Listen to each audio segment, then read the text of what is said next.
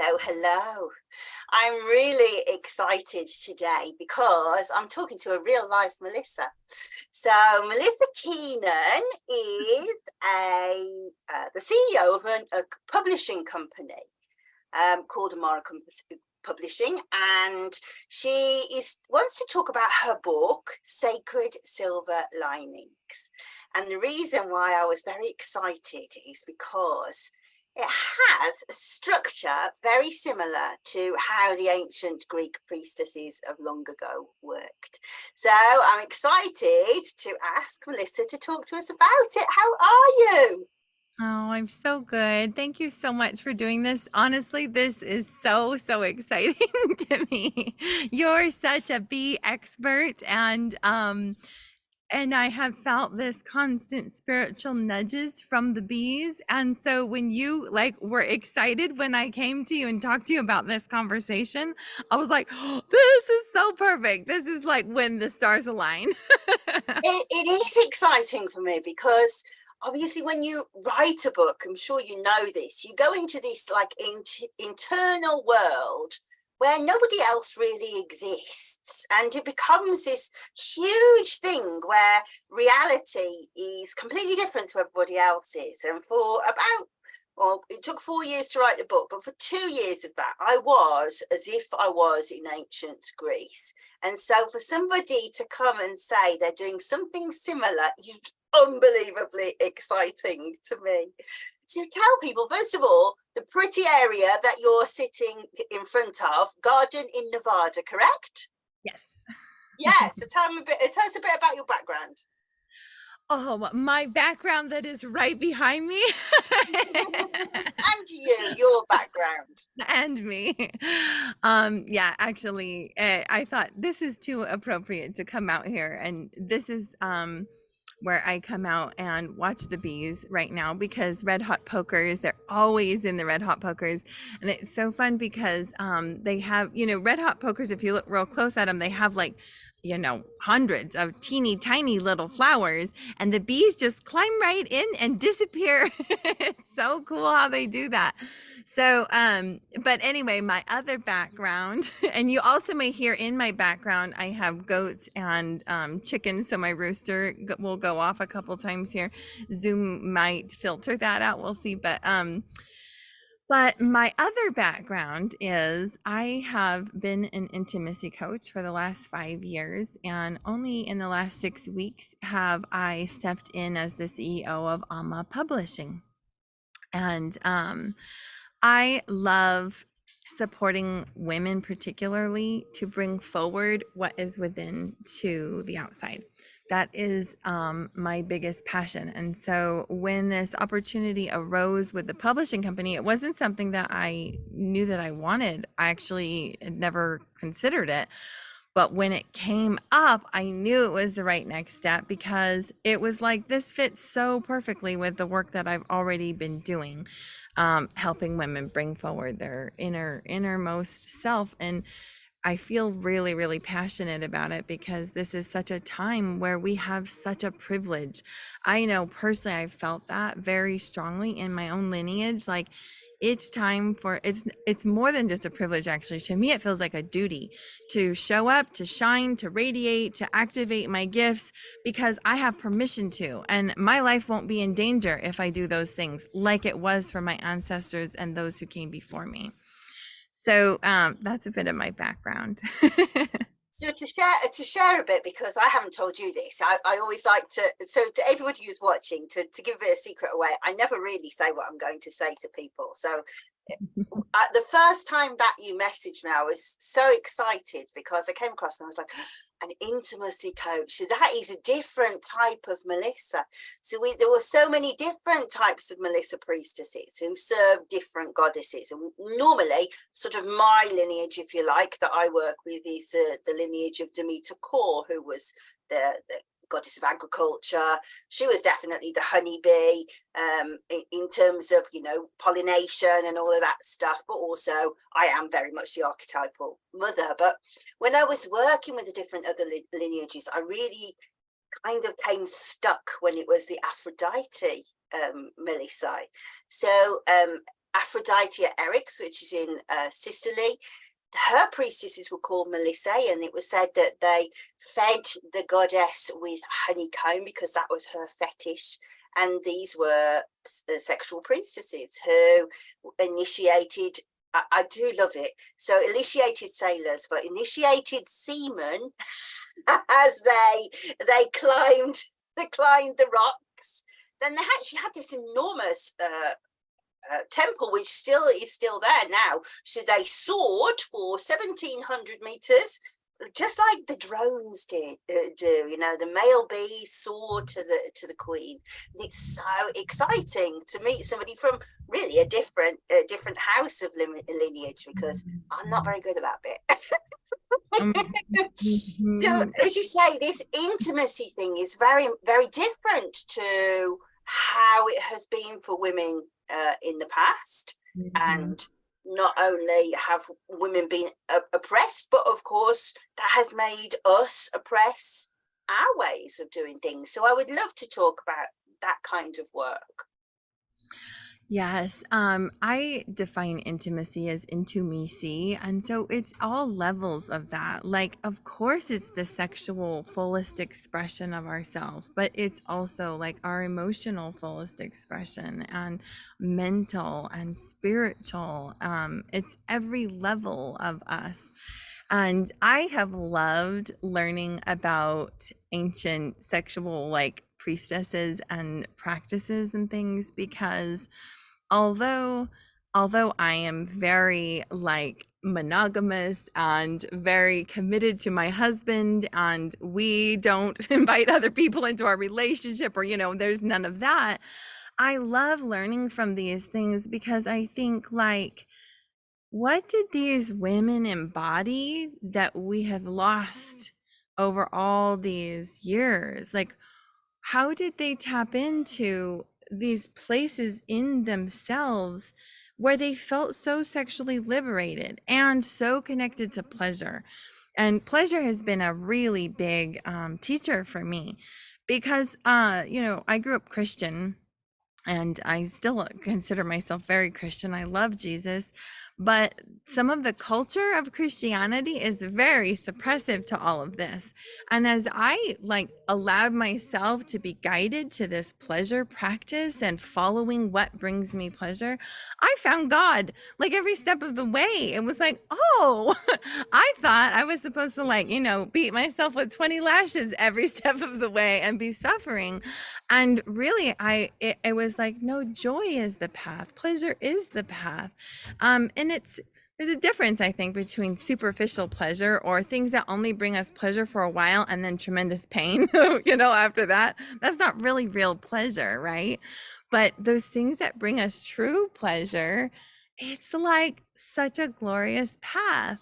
So that has been really where my heart has been for the last 5 years, in unlocking that. And even with this book project, Sacred Silver Linings, it's an opportunity for sure to share the dark times that you've been through, but it's so much more. It's like, we want to hear from women who also found the pleasure and the richness in all of that, and to come together and do that in community is where I heard the bees say, this is just what we do. We come together and we do everything in community. For the sake of the honey. It's all about the sweetness in it is a matriarchal lineage. It's all about women. And whilst they do allow the drones for a few months, come the winter, they kick them out. They don't need the men at all. It's all about the women and the sweetness and the honey. And of course, we should not forget that they are the genitals of the garden. Everything about the bees is sacred sexuality. So it's beautiful that you kind of almost accidentally fell on it because you intuited it, So lovely. So tell us about this idea of bringing the women together.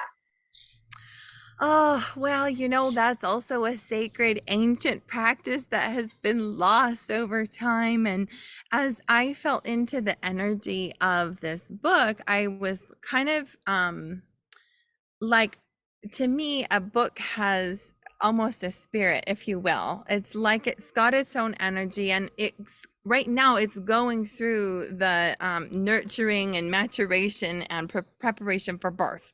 Like that's how I see it. And so I had to get to know the energy. Like, what does this book want to be when it's birthed into the world? And what I heard was, you have to invite women into your backyard and get them around a fire and share a sacred story, which is, this is my backyard. This is where I did it. So a few weeks ago, we ran that and it was so magical. And then I knew, I was like, oh, that's what this is supposed to be like. So just imagine, all these women come in with these labels and most of them don't know each other. They only know maybe one other person or maybe two, because most of them knew me. About 20 women come together, and you have multi-seven-figure CEOs, you have military women, you have stay-at-home moms, you have high-level corporate women. Like literally it was a myriad. And you've got our hippie girls who brought their drums and things, right? Like you've got the whole myriad of women, and we come in and there's this jittery sort of energy, right? And by the end, there were no walls, there were no labels. We had laughed and cried together, and we were all just women with big hearts, trying to find our purpose and place in this world, and trying to find our joy, and trying to live out our lives in a way that feels beautiful and meaningful. It was like we were the same, So to me, that's what we've missed all Yeah, these years. I agree with that.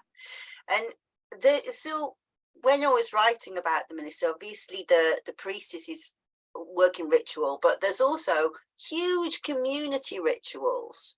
So the Melissae of Demeter core have 7 actually through the year, and mostly we talk about the Eleusinian mysteries because these were the hugely famous mysteries, was the biggest spiritual initiation of the ancient world. Around about 3,000 people were initiated every year under the guidance of the Melissae. But my favorite comes around about September time, and it's called Thesmophoria. And it was purely women together. And we have very, very strange rituals. They bury a pig, for example, and they chase off snakes. But actually, when you went into the emotions of Thesmophoria, it is the most welcoming and accepting energy. It's the most beautiful thing. And there was this lovely ritual where they sit. So it's a 3-day ritual. On the second day, they all sit on leaves, on Beta Sadness Castus leaves, and sit in mourning for the goddess, how she lost her daughter. And I was just like, huge amounts of empathy, just not just living with, thinking about the goddess, but also communing with all those women who had lost children, who had stillborn children, who had miscarriages. The lifespan of children was small, and so this huge kind of just sitting in remembrance of the goddess and all of the other women around them must have been astonishing. I would love to have borne witness to it, because it's without, as you say, without barriers somehow, isn't it? Oh my gosh, that just filled me with like all the chills and feelings. I just like picturing that. Oh, because, I look to what is happening in our current day society, and women who are experiencing stillbirth and feel so alone and isolated, and like where society, or even losing your menstrual cycle is a grieving, it's a loss, it's a transition, it's a mourning, and it's a beautiful initiation into something new. But all of that is like, put it away. We don't want to see it. You don't need to let everybody know. Definitely don't let it affect your work or your productivity. Like, definitely don't let your sadness affect your children. I mean, it just on and on and on. Oh, it's so damaging.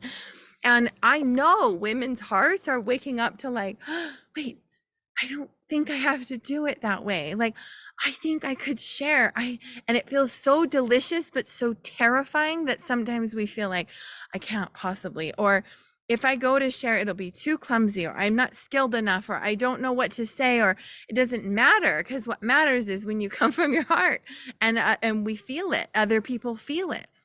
That's all that matters. That was so beautifully put. Thank you. But I also think that the overwhelming feeling and what I learned was that the goddess lost her daughter and they celebrated her. She wasn't a failure. You know, those kind of profound things that happen in our lives. We are taught that we have to be a certain type of way, and if we don't meet that, then we are a failure. And this huge acceptance was really, really nourishing. And we're really thinking about a community here. It's a war. Remember, we're going back, it's to around about 1500 BC up to around about, well, the pagan sanctuaries were closed in the 4th century BC. So we're around about 2000 years. And during that time, the Greeks were a warring nation. And so, you know, they really celebrated the heroes, and they would go off to famous wars, you know, the Trojan Wars, things like that. And these women would be left alone. And I really think about how the city-state was called the polis. And so everything that was done was pro-polis. So the bees insulate their hives with propolis, but it's for the sake of the community. And these women are fortified and brought together that they don't fight against each other, but also really taught to have stings. You know, if somebody's coming back at you, you have a sting. And again, that's very different to how we're taught, isn't it? Little girls don't sting, but bees most definitely do. Oh, I love that so much. This conversation is so exciting to me. And I love that concept around where the nations are warring, but the women still find camaraderie and connection and not competition and not No war within themselves. I mean, when you look at the literature, clearly there were squabbles, of course there were, but also, you know, worshipping goddesses that were fickle, you know, and really accepting the fickleness of human nature, I think really empowered women in a completely different way that we don't have access to now. Mm-hmm. So true. So what do you want your book to do? Oh, I love that question. I see this as codes is the best way I think to describe it. Like codes, when you read it, you take it in, you don't have to do anything with the information you read. It's not a book full of tips and tricks. It's a book full of deep stories that will change you simply by allowing them in. And so it's like receiving divine codes that literally go in and shift your DNA and change the way that you view your life. I would love to see women reading this and feeling like almost initiated into these sacred spaces. Like you're not alone and you'll never be alone again. And that's how I want women to feel. So that naturally, after reading this book, they don't have to do anything about this. It's just going to naturally happen where they're going to call in communities and places and spaces where they are more readily welcomed and their deepest stories are accepted and celebrated, and there's more community, and they're naturally going to look for those things because and call them in because they just experienced those shifts on a DNA level. That's what I'd love to see happen for this book. That's so lovely. I do like hearing the cockerel in the background. I got a train, did you hear it? No, I didn't. Oh my goodness, it's so loud, the train. But yeah, I mean, I was listening to a lovely lecture this morning. Actually, I put it on the group page, on the watercoloring page for anybody that wants to watch it, by a guy called Thomas Daffer, who is a peace druid. And he is a tremendously clever guy that gets involved in all kinds of negotiations at government levels with all manner of different agencies to try to bring about world peace. And he does this fantastic lecture this week about the different names of God. and within the different religions, and how different ones were like parallel. And he was talking about how Plato was a big advocate of assimilation of knowledge, and how today we very much strive for the next scientific thing, next big thing to prove what we've already said, really, always moving forward and developing and bringing huge amounts of awareness, of course. But Plato was a big advocate of we sit, we meditate, we assimilate. And this idea of just reflecting on these stories of these women really resonates with me, you know, because we can't really take on every sort of story in our lifetime, can we? You know, that would just be awful. Can you imagine if we experienced absolutely everything ourselves? But to sit and reflect on, what did I learn from hearing her story, from her opinions about, you know, where was the pain, where was the pleasure of that, just reflecting on it and assimilating that knowledge is really powerful, I think.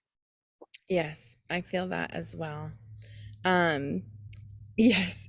And the fact that there are some of us walking the planet right now who feel freedom despite severe trials, I think those stories are worth sharing.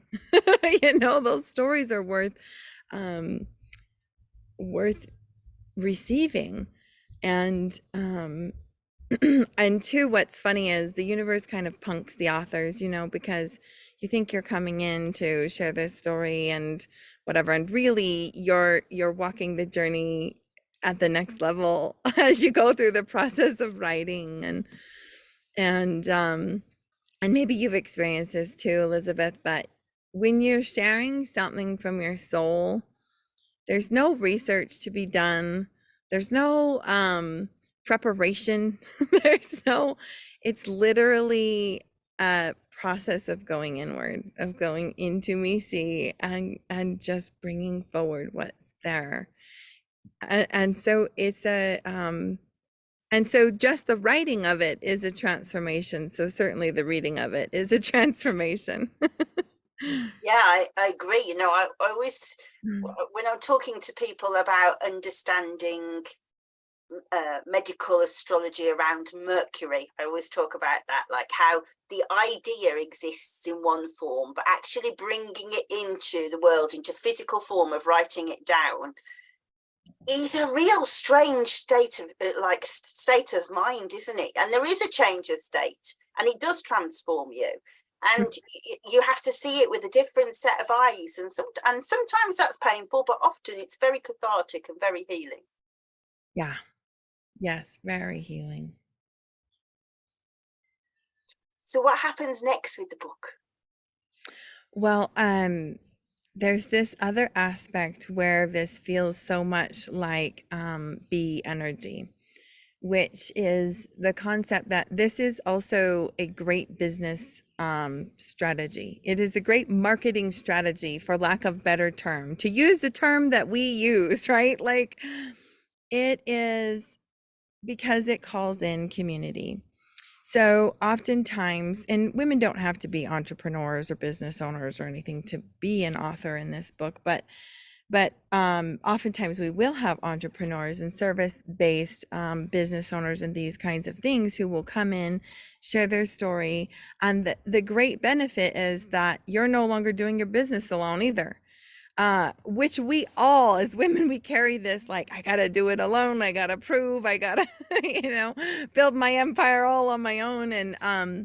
And I believe more and more, like, our earth experiences, there's no space for doing it alone. It's just, we're shifting out of that and into a do it together space and collaboration space. And so that's what this another great benefit of being in this book is, for one, you're naturally leveraging the communities of all the other authors, because they're going to share it with their community and you're going to share it with your community.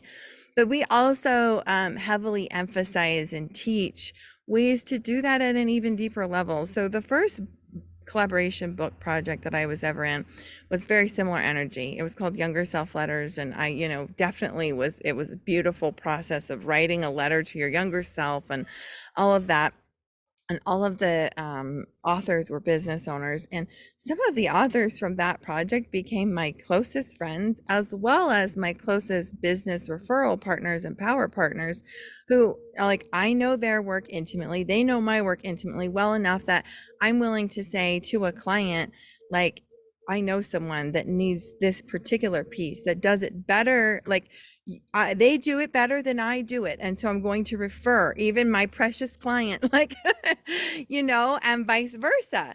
And that is, again, something that we are all craving, because what I see, and even the term business, I feel like comes with these kind of heavier energy.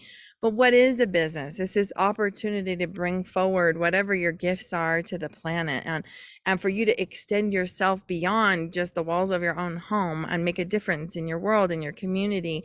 It's a very powerful tool, and we can do that with others. We can link arms and do that together, and be in that sisterhood and that collaboration. And so it's funny because a lot of women have shared, like, oh, that healed a sister wound in me that I did not anticipate, and I now feel like I can receive support from women, and it can be like this, and it doesn't have to be competitive or like we're all rubbing arms, and is it whatever, all of that stuff, it is eliminated because you're now in a book project together, and that those relationships continue on. So I love the idea that business is busyness, which is what the bees are most famous for. Of course, they are the ultimate industry, aren't they? But what's fascinating, or I really learned something from this, because I am one of those people who does like to do things on their own, and I'll be like, no, because I like to be the best. And so it's like almost an insecurity that people will be as good as me. So no, you're not coming anywhere near. But what I learned from the bees is from the moment that they hatch, they know what their job is. And they go through many, many different jobs in the hive. And sometimes they're talented at them, sometimes they're not. And of course, you learn this through inquiry and through people asking you questions and going, I don't know the answer to that, I'm going to find out. And that is very much, that takes away, I've got to be the best, because you do have to admit sometimes I don't know the answer to that. And when it comes to bees, you kind of never do. But so when they first, and this is really strange to me, thinking about the fact that the Melissae were the priestesses of Demeter core, and that the core was Persephone, goddess of the dead. The first thing that they do when they hatch is take out the dead. They're the mortuary bees, which I think is very, very odd. And it's like watching an angel come out. They take them by the arm and they take them out of the hive, and it's extraordinary to watch. Then you do that for a couple of days, and then they become nurse bees and they feed the young. And then they become water bees and fanning bees. They will live around about 6 weeks in total. And then by the time they get to about 3 weeks old, then they're old enough to go out and they forage and they learn to do this wonderful figure-of-8 flight when they come out of the hive to know their way back. And they rely on the sisters to show them the way back all of the time. And of course, as I say, then as you've got, they are the gentles of the garden, but you have some bees that really are ravaged. They adore the ecstasy, and the others are just like collecting loads and loads. We want to fill up the hive. But my favorite one was, my husband said to me, guard bees. What do we know about guard bees? Mainly because he's worried they're going to sting him now, I've noticed. And he said, how old are guard bees? I said, I don't know, actually. I'll go and find out. So can't actually remember exactly how old guard bees, but what they found was that there are talented guard bees, and that they guard the hive to not let anybody outside in. But some of them are very much like, well, I'm good at this, so I'm going to do it longer. And they stay longer than the others. But what I loved was the fact that within the community of the hive, doing it this way, they learn to do everything. But also they learned the skills of each other.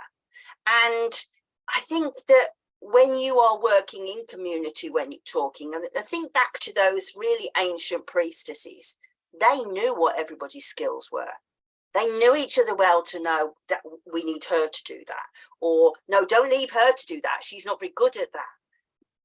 But you learn that by being a community, don't you? You know, if you are not a strong team, then you're weak because you don't know the rest of the people in your team. I love all of that so much. And the other piece that I think about is that in their whole lifetime, to still only provide a tenth of a teaspoon, is it, of honey, like as an individual. And that to me is also extremely liberating because it's like, boy, I mean, to them, that's everything. Their 1/10 of a teaspoon is their honey. And so that's all we are required to do as human beings on the planet is find what is that 1/10 of a teaspoon of honey that we contributed to this life experience. That's very liberating to me because I'm pretty sure, like you, it's like, no, I was supposed to provide all the honey for every generation for all the things and be all the things and do all the things all at once. And it's not that way at all. No, and did you realise that actually a bee never gets to eat its own honey? Because it takes longer than their lifetime to actually mature and be able to eat. So they're always providing for the future, which I think is rather lovely. So there's a really, I think it was St. John Chrysostom, who was around about the 4th century. He said, the bee is loved not because she labours, but because she labours for others. And I thought that was just beautiful, but also quite sexist, because that's just like women anyway, but really beautiful. But yeah, I do think that, you know, we as a society, we're at a funny place. You know, women are empowered, but we're only empowered so far. And I think one of the biggest diseases that we suffer is imposter syndrome, you know, and perhaps made worse by the fact that there are so many of people like you and I that are giving information on the internet, and some are wise and some are not. And on certain days, you'll be like, am I one of the wise ones? Or am I not one of the wise ones, you know? And because there's so many haters out there, you're on the wrong day. You go, oh dear, I was stepping out of my zone. But as you quite rightly say, 1/10 of a teaspoon of honey, it's all you've got to do. Yes, exactly. I have this lovely friend who has traveled to so many different places. She spent most of her 20s traveling. And this has just been something I've only come into this year. Imposter syndrome was so strong for me until I hit about 35. And she said, you know, by studying and being immersed in all these different cultures, I realized like everybody's measuring stick is different. And so what made me feel like I wasn't enough was completely different than what made the child in Africa feel like he wasn't enough, or the child in, you know, all these different cultures. And so at some point she realized it's all obsolete. I don't need any of it. I don't need Gosh, a that's so measuring wise, stick. isn't it? Isn't that beautiful? That's very liberating. I think that's a gift that we're getting to walk into because of the internet age and all of this, right? Because I have access to understanding other cultures at a level that I never would have 100 years ago. You know, it was like, oh, those foreign creatures, like the few lucky who get to travel and like, right? But Now, it's right, isn't it? You know, yeah. and a lot learning and exposing yourself to not only history but also to philosophies of now and the past really widens our awareness and can only help to heal us, really, I think. Yeah. But I love, to me, nature is the epitome of, you know, there is no, I'm not enough. Like you don't see the flower wilt because the tree standing next to her is taller or whatever. And same with the bees. They just, and how do I know this? I don't know. It's like a spiritual communion, right? When you're out with nature, you can feel that they are just so proud to fulfill the measure of their creation. And a blade of grass does that by simply being a blade of grass. That's all it's asked to do. It's just so glorious. And you can feel that they're like, this is all that there is for me to do. So I just participated in a multi-author book as an author. It was called Success with Source, and we just launched last week.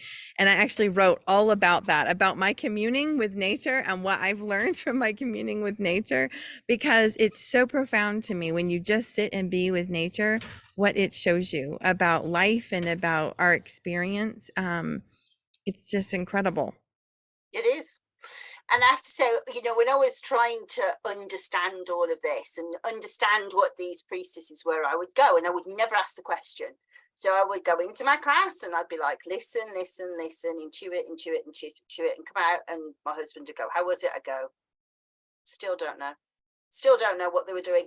And it was only after I'd written the book that my main tutor started laughing at me. She said, you do realize you've got it beautifully, but you've missed the point. And I went, so tell me, because I didn't want to ask. She says, it's just to be. And I was like, just be? That's so cool. All this was just about just be. But going into different states of being. That's what they were doing. And I think that it's really so wholesome, you know? Yes. Love this so much. So, is the book ready to come out for people to buy or not yet? No, so we are actively calling in authors until the end of July. And so certainly if someone has listened and feels a resonance and wants to share your story, reach out to me. I would love to talk to you about the different programs and packages that we have to participate in this book. And then we'll launch in the fall. Beautiful. And so what would be the most important thing you'd be looking for from an author? Someone willing to share from the heart. 100%. That is the most important component. If someone comes in and shares a bunch of tips and tricks, I'm going to ask them to go deeper. Beautiful. And is there a financial outlay involved for them? Yes. Yes. Okay. And all of the details of that are written in the offering. Is that right? Yes, absolutely. Fantastic. Yeah. Well, yeah, I'd love to repeat the title. So it's Sacred Silver Linings, and the subtitle is Uplifting Stories from Women Who Found the Bright Side in Dark Times. So beautiful. Melissa, thank you so much for sharing this with us. I wish you the greatest of luck. Thank you so much, Elizabeth. I've loved every second of this. See you again soon. Stay on the line and I'll stop recording.